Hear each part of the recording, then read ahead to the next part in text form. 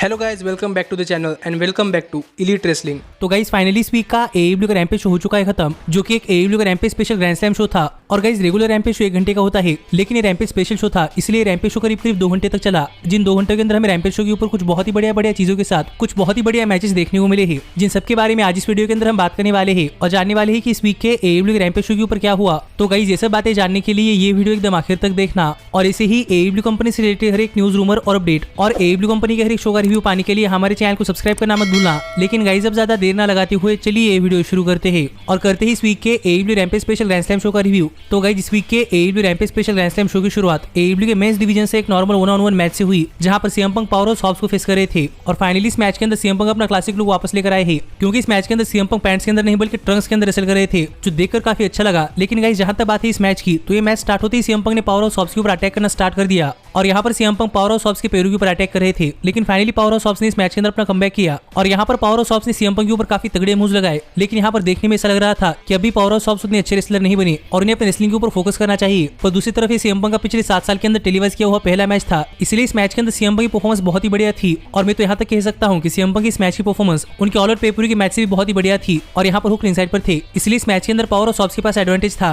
पर फाइनली जब इस मैच के आखिर में CM Punk पावरहाउस हॉब्स के ऊपर अपना फिनिशर लगाने के लिए गए, तब हुक CM Punk को डिस्ट्रैक्ट करने के लिए रिंग साइड पर आकर खड़े हो गए। और ये देखकर CM Punk पावरहाउस हॉब्स को छोड़कर हुक की तरफ गए और इसका फायदा उठाकर पावरहाउस हॉब्स CM Punk के ऊपर अटैक करने के लिए गए, लेकिन CM Punk साइड में हो गए और हॉब्स ने एक्सीडेंटली हुक के ऊपर अटैक कर दिया। और इसका फायदा उठाकर CM Punk ने पावरहाउस हॉब्स के ऊपर अपना फिनिशर GTS लगाया और यहाँ पर हॉब्स को पिन करके CM Punk ने ये मैच जीत लिया है, जो मैच एक बहुत ही बढ़िया मैच था। और गाइस इस वीक के रैम्पेज शो की ओपनिंग के तौर पर मुझे ये मैच बहुत ज्यादा पसंद आया है। और अब तो मुझे ऐसा ही लग रहा है कि प्रोबेबली AEW अपने डायनामाइट शो के बहुत ही बड़े मैचेस अपने शो के पहले ही करती है, पर फिर भी हमें AEW के शोज के मेन इवेंट के अंदर बहुत ही बढ़िया मैचेस देखने को मिलते हैं, क्योंकि शो का मेन इवेंट मैच भी एक बहुत ही बढ़िया मैच था। पर इसके बाद हमें थंडर रोजा, जेड कारगिल और नायला रोज का एक बैकस्टेज सेगमेंट देखने को मिला, जहां पर बात करते हुए थंडर रोजा ने कहा कि जेड कारगिल और नायला रोज ने थंडर रोजा के ऊपर अटैक किया था और अब थंडर रोजा, जेड कारगिल और नायला रोज इन दोनों के लिए आने वाली है। लेकिन दूसरी तरफ बात करते हुए जेड कारगिल ने कहा कि जेड कारगिल को लगता था कि नायला रोज और जेड कारगिल साथ में मिलकर काम करने वाले हैं, लेकिन नायला रोज ने जेड कारगिल को धोखा दिया है, क्योंकि नायला रोज ने ऑल आउट पेपर व्यू पर जेड कारगिल को धोखे से एलिमिनेट किया। इसलिए अब जेड कारगिल नायला रोज की दोस्त नहीं है, जो बातें यहाँ पर जेड कारगिल ने कही। और फाइनली यहाँ पर बात करते हुए नायला रोज ने कहा कि नायला रोज को किसी फर्क नहीं पड़ता और अब नायला रोज, थंडर रोजा और जेड कारगिल इन दोनों को एक ही टाइम के ऊपर फेस करने के लिए रेडी है। तो देखना पड़ेगा कि हमें आगे इन तीनों ही विमेंस के बीच में क्या क्या देखने को मिलता है। लेकिन इसके बाद हमें AEW के रैम्पेज शो के ऊपर AEW के मेंस डिवीजन से एक 6 मैन टैग टीम मैच देखने को मिला, जहां पर सुपर क्लिक यानी कि एडम कोल और यंग बक्स, जुरासिक एक्सप्रेस यानी कि जंगल बॉय और लुचासोरस और क्रिश्चियन केज को फेस कर रहे थे।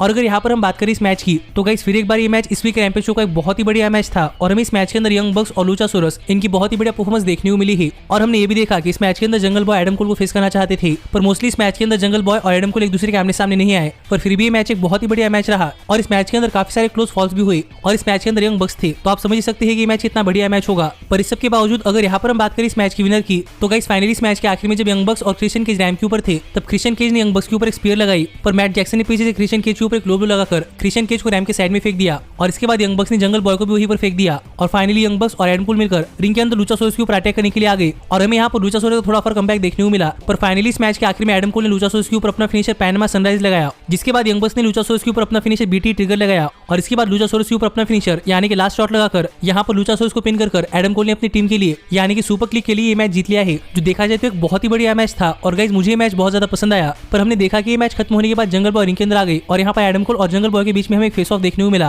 पर इसके बाद हमें AEW रैम्पेज शो के ऊपर AEW के मेंस डिवीजन से एक नॉर्मल टैग टीम मैच देखने को मिला, जहाँ पर क्रिस जेरिको और जेक हेगर मिलकर मैन ऑफ द ईयर यानी कि स्कॉर्पियो स्काई और इथन पेज को फेस कर रहे थे। और माना कि यहाँ पर क्रिस जेरिको की एज 50 ईयर्स हो चुकी है, लेकिन फिर भी इस मैच के अंदर क्रिस जेरिको की परफॉर्मेंस बहुत ही बढ़िया थी। और इसके पहले एक बहुत ही बढ़िया 6 मैन टैग टीम मैच देखने के बाद ये मैच कई बार थोड़ा फीका मैच लगा, पर फिर भी हमें इस मैच के अंदर क्रिस जेरिको और जेक हेगर की तरफ से बहुत ही बढ़िया मूव्स देखने को मिले हैं। पर जहां तक बात है इस मैच की विनर की, तो फाइनली इस मैच के आखिर में जेक हेगर स्कॉर्पियो स्काई के ऊपर अपना फिनिशर यानी कि एंकल लॉक लगाने के लिए गई और जेरिको ने दूसरी तरफ इथन पेज के ऊपर अपना फिनिशर लाइन टेम्बर लगाया। पर डैन लैम्बर्ट ने यहाँ पर आकर रेफरी डिसाइड कर दिया, जिसका फायदा उठाकर स्कॉर्पियो स्काई ने इस मैच के अंदर कमबैक किया और इसी डिस्ट्रैक्शन का फायदा उठाकर स्कॉर्पियो स्काई ने जेक हेगर के ऊपर एक रोल अप पिन किया और इस रोल अप पिन के सारे स्कॉर्पियो स्काई और इथन पेज ने मैच जीत लिया है, जो देखा जाए तो एक ठीक ठाक मैच था। पर ये मैच हारने के गुस्से में जेक हेगर ने स्कॉर्पियो स्काई और इथन पेज के ऊपर अटैक कर दिया और यहाँ पर जेक हेगर और क्रिस जेरिको मिलकर इथन पेज और स्कॉर्पियो स्काई के ऊपर अटैक कर रहे थे। और तभी क्रिस जेरिको और जेक हेगर ने मिलकर डैन लैम्बर्ट को भी रिंग के अंदर ले लिया और यहाँ पर क्रिस जेरिको और जेक हेगर डैन लैम्बर्ट के ऊपर अटैक करने के लिए जा ही रहे थे। लेकिन तभी यहाँ पर डैन लैम्बर्ट के दोस्त यानी कि MMA फाइटर्स आने लगे, जिन्हें देखकर क्रिस जेरिको और जेक हेगर ने डैन लैम्बर्ट को छोड़ दिया और यहाँ पर आकर इन सभी फाइटर्स ने रिंग को चारों तरफ से घेर लिया।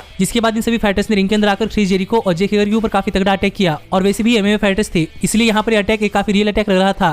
और इनमें से एक फाइटर ने क्रिस जेरिको के ऊपर एक काफी खतरनाक रनिंग नहीं लगाया, जिसके बाद यहाँ पर देखने में ऐसा लग रहा था कि क्रिस जेरिको प्रॉब्ली पूरी तरीके से नॉकआउट हो चुके हैं। पर हम यहाँ पर ये भी देख पा रहे थे कि इस अटैक के बाद क्रिस जेरिको के सिर से खून निकल रहा था। जो सेगमेंट अगर आपको पसंद नहीं आया तो गाइस ठीक है, पर मुझे ऐसा लगता है कि यहाँ पर AEW काफी अच्छा काम कर रही है कि यहाँ पर AEW अपने स्पोर्ट के अंदर MMA और रेसलिंग के बीच में कंपटीशन कर रही है, जिससे कि MMA काफी सारे फैंस AEW का रेसलिंग शो देखने के लिए आ सकते हैं, जिससे मुझे AEW की स्ट्रेटेजी बहुत ज्यादा पसंद आई है। तो देखना पड़ेगा कि इससे AEW MMA कितने फैंस अपनी तरफ अट्रैक्ट कर पाती है। पर इसके बाद हमें रैम्पेज शो के ऊपर AEW के मेंस डिवीजन से एक 8 मैन टैग टीम मैच देखने को मिला, जहां पर लुचा ब्रोस और सैंटाना और ओटिस मिलकर बुचर और ब्लेड और प्राइवेट पार्टी को फेस कर रहे थे। और अगर यहाँ पर हम बात करें इस मैच की, तो गाइस हमें ये मैच स्टार्ट होने से पहले इन चारों टैग टीम्स के बीच में बहुत ही बड़ा ब्रॉल देखने को मिला, जहां पर इस ब्रॉल के अंदर हमें इन चारों टैग टीम्स की तरफ से बहुत ही बढ़िया मूव्स देखने को मिले हैं। लेकिन जब ये मैच ऑफिशियली स्टार्ट हुआ तभी हमें इस मैच के अंदर काफी हाई फ्लाइंग मूव्स, काफी स्ट्रॉन्ग स्टाइल मूव्स और काफी सारे अनबिलीवेबल मूव्स देखने को मिले हैं। और यहाँ पर सैंटाना और ओटिस और लुचा ब्रोस की कोऑर्डिनेशन तो इतनी बढ़िया थी कि यहाँ पर सैंटाना और ओटिस और लुचा ब्रोस एक दूसरे के साथ मिलकर एक दूसरे के मूव्स लगा रहे थे। पर इसी मैच के दौरान हमने देखा कि एक टाइम के लिए मैट हार्डी ओटिस की बाल काटने के लिए गए, लेकिन तभी यहाँ पर ऑरेंज कैसिडी आ गए, जिन्हें देखकर मैट हार्डी डिस्ट्रैक्ट हो गए और यहाँ पर जैक एवंस ऑरेंज कैसिडी पर अटैक करने के लिए गए, पर कैसिडी ने ही जैक एवंस के ऊपर अटैक कर दिया, जिसके बाद कैसिडी यहाँ चले गए और मैट हार्डी भी यहाँ पर नॉकआउट हुए जैक एवंस को लेकर बैकस्टेज में चले गए। जिसके बाद ये मैच तो काफी बढ़िया मैच चला और मुझे लग रहा था कि एडम कोल और यंग बक्स का मैच बहुत ही बढ़िया था। पर इसके बाद ये मैच देखकर मुझे ऐसा लगा कि इस वीक के रैम्पेज शो की पूरा मैच नहीं बल्कि ये मैच सबसे बढ़िया मैच था। और अगर यहाँ पर हम बात करें इस मैच की विनर की, तो फाइनली यहाँ पर लुचा ब्रोस ने मार्क क्वीन के ऊपर अपना फिनिशर लगाया, जिसके बाद सैंटाना और ओटिस ने भी मार्क क्वीन के ऊपर अपना फिनिशर लगाया और यहाँ पर मार्क क्वीन को पिन करके सैंटाना और ओटिस और लुचा ब्रोस ने अपनी टीम के लिए ये मैच जीत लिया है। जो देखा जाए तो एक बहुत ही बढ़िया मैच था और यहाँ पर सैंटाना और ओटिस होम टाउन हीरो थे, इसलिए सैंटाना और ओटिस का तो ये मैच जीतना बनना ही था। पर इसके बाद हमें इस वीक के रैम्पेज शो के ऊपर मैट हार्डी का एक बैकस्टेज इंटरव्यू देखने को मिला, जहाँ पर बात करते हुए मैट हार्डी ने कहा कि मैट हार्डी ऑरेंज कैसिडी के इंटरप्शन से काफी थक चुके हैं और finally Matt Hardy orange Cassidy के खिलाफ एक हेयर वर्सेस हेयर मैच करना चाहते हैं। और मैट हार्डी के इसे कहने के बाद ऐसा लग रहा था कि प्रोबेबली मैट हार्डी और ऑरेंज कैसिडी बीच में एक हेयर वर्सेस हेयर मैच हो सकता है। पर यहाँ पर मैट हार्डी ने कहा कि मैट हार्डी चाहते हैं कि ऑरेंज कैसिडी और जैक एवंस के बीच में एक हेयर वर्सेस हेयर मैच हो। जो देखा जाए तो काफी सरप्राइजिंग चीज थी और सुनकर जैक एवंस भी काफी नाराज थे, लेकिन मैट हार्डी ने जैक एवंस को काम करने के लिए कहा, जिससे यहाँ पर मैट हार्डी ने ऑरेंज कैसिडी को एक हेयर वर्सेस हेयर मैच के लिए चैलेंज तो कर दिया है। लेकिन ये match Matt Hardy versus Orange Cassidy नहीं बल्कि Jack Evans versus Orange Cassidy है। तो देखना पड़ेगा कि इस मैच के अंदर क्या होता है।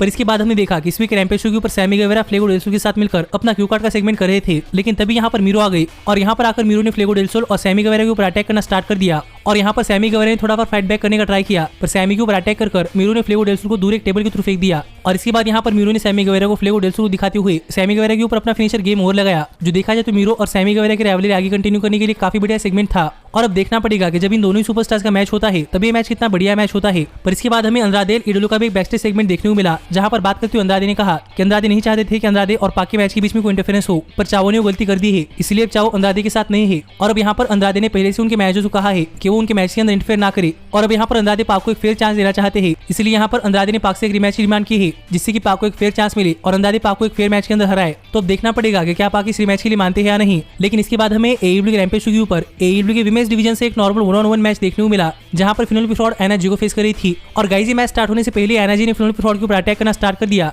और इसके बाद जब दोनों सुपरस्टार्स रिंग के अंदर गई तभी मैच ऑफिशियली स्टार्ट हुआ। और ये मैच स्टार्ट होने से पहले एना जी ने फिनोल फ्रॉड के ऊपर अटैक किया था, इसलिए इस मैच की शुरुआत में एना जी इस मैच के अंदर डोमिनेट कर रही थी। और जब फिनोल फ्रॉड के ऊपर काफी तगड़ी मूव्स लगाने के बाद एना जी फिनोल फ्रॉड के ऊपर अपना फिनिशर लगाने के लिए गई, तभी यहाँ पर बनी आ गई और बनी को देखकर एना जी डिस्ट्रैक्ट हो गई। और इसका फायदा उठाकर फिनोल फ्रॉड ने इस मैच के अंदर अपना कमबैक किया। पर इस सब के बावजूद भी जब फाइनली इस मैच के अंदर एना जी फिनोल फ्रॉड के ऊपर अपना फिनिशर लगाने के लिए गई, तब बनी ने फिर एक बार रेफरी को डिस्ट्रैक्ट कर दिया और इसी में बनी से नकल्स लेकर एना जे के ऊपर उस नकल से अटैक कर एना को पिन करके यहाँ पर फिनोल फ्रॉड ने मैच जीत लिया है। जो देखा जाए तो एक ठीक ठाक मैच था। और गाइस कहना पड़ेगा कि जो डायनामाइट शो के ऊपर मेन इवेंट के अंदर डॉक्टर ब्रिट बेकर और रूबी सोहो ने AEW कंपनी के विमेंस डिवीजन के लिए एक लेवल सेट किया था, वो लेवल यहाँ पर एना जी और फिनोल फ्रॉड ने मेंटेन किया है। पर ये मैच खत्म होने के बाद भी यहाँ पर फिनोल फ्रॉड और बनी एना जी के ऊपर अटैक कर रहे थे और यहाँ पर एना जी को बचाने के लिए कोई और नहीं बल्कि टाई कॉन्टी आ गई। पर फिनोल फ्रॉड के पास नकल्स थे, इसलिए टाई कॉन्टी भी यहाँ ज्यादा कुछ नहीं कर पाई और फिनोल फ्रॉड और बनी ने भी मिलकर टाई कॉन्टी के ऊपर अटैक कर दिया। और इसी बीच हार्डी फैमिली ऑफिस आकर रैंप के ऊपर खड़े हो गए, जिससे कि यहाँ पर एना जी और टाई कॉन्टी को बचाने के लिए कोई और ना सके। पर सरप्राइजिंगली यहाँ पर ऑरेंज कैसिडी और क्रिस स्टैटलैंडर आ गए। पर यहाँ पर ऑरेंज कैसिडी के साथ बेस्ट फ्रेंड्स नहीं बल्कि द डार्क ऑर्डर आ गए और डार्क ऑर्डर को यहाँ पर आता हुआ देख हार्डी फैमिली ऑफिस यहाँ से भाग गया और डार्क ऑर्डर यहाँ पर एनर्जी और टाइकोंटी को बचाने के लिए आए हैं। जो देखकर ऐसा लग रहा था कि प्रोबेबली डार्क ऑर्डर के सभी प्रॉब्लम सॉल्व हो चुके हैं, क्योंकि एनर्जी और टाइकोंटी ने कहा था कि जब डार्क ऑर्डर की सभी प्रॉब्लम सॉल्व हो जाए तभी डार्क ऑर्डर एनर्जी और टाइकोंटी की मदद करने के लिए आए। इसलिए यहाँ पर ऐसा लग रहा था कि डार्क ऑर्डर की सभी प्रॉब्लम सॉल्व हो चुके हैं।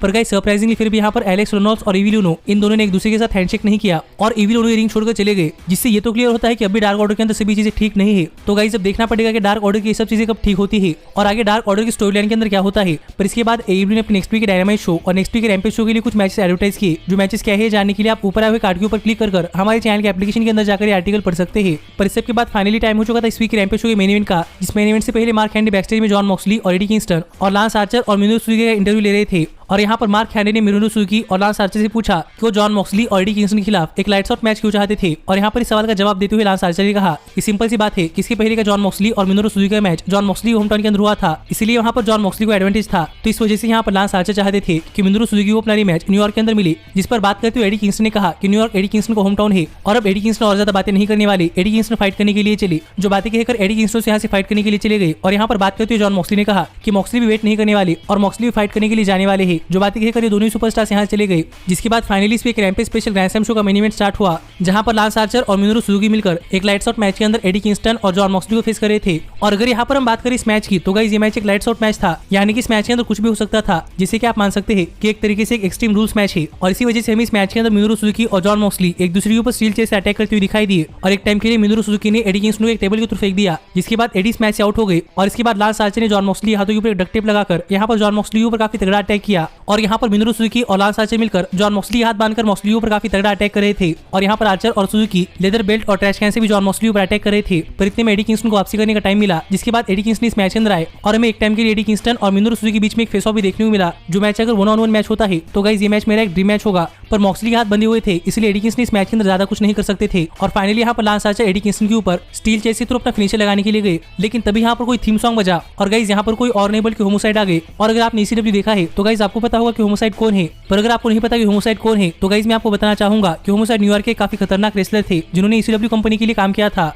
और यहाँ पर आकर होमोसाइड लांस आर्चर के ऊपर अटैक कर दिया, जिसके बाद उन्होंने जॉन मॉक्सली के डक्ट टेप्स खोल दिए। और इसके बाद जॉन मॉक्सली ने मिनोरू सुजुकी और लांस आर्चर के ऊपर अपना फिनिशर पैराडाइम शिफ्ट लगाया, जिसके बाद मॉक्सली सुजुकी को लेकर बाहर चले गए। और एडी किंगस्टन ने लांस आर्चर के चेहरे के ऊपर एक ट्रैश कैन फेंक कर उस ट्रैश कैन के ऊपर केंडो स्टिक से अटैक किया। और इसी खतरनाक अटैक के बाद एडी किंगस्टन ने लांस आर्चर को पिन किया और लांस आर्चर को पिन कर एडी किंगस्टन ने अपनी टीम के लिए मैच जीत लिया। पर हम दूसरी तरफ देख पा रहे थे कि मैच खत्म होने के बावजूद भी यहाँ पर मिनोरू सुजुकी और जॉन मॉक्सली एक दूसरे के ऊपर अटैक कर रहे थे। पर फाइनली मिनोरू सुजुकी को साइड में लगाकर जॉन मॉक्सली भी रिंग के अंदर आ गए। और यहाँ पर एडी किंगस्टन, जॉन मॉक्सली और होमोसाइड इन तीनों ने मिलकर अपनी जीत सेलिब्रेट की, जिसके साथ इस वीक का रैम्पेज शो ऑफ चला गया। जो देखा जाए तो एक बहुत ही बढ़िया रैम्पेज शो था। और गाइस मुझे इस वीक का रैम्पेज शो भी बहुत ज्यादा पसंद आया है और कहना पड़ेगा कि इस वीक के AEW के दोनों ही शोज बहुत ही बढ़िया थे। और अगर आपने अब तक इस वीक के डायनामाइट शो का रिव्यू वीडियो नहीं देखा तो आप ऊपर आए कार्ड के ऊपर क्लिक कर AEW की इस वीक के डायनामाइट शो का रिव्यू वीडियो देख सकते हैं। लेकिन गाइस हमारी आज की वीडियो यही तक की थी और ऐसे ही AEW कंपनी से रिलेटेड हर एक न्यूज, रूमर और अपडेट और AEW कंपनी के हर एक शो का रिव्यू पाने के लिए हमारे चैनल को सब्सक्राइब करना मत भूलना। लेकिन गाइस अब मैं मिलता हूँ आपसे अगली वीडियो के अंदर, पर तब तक stay healthy, stay happy and keep watching elite wrestling.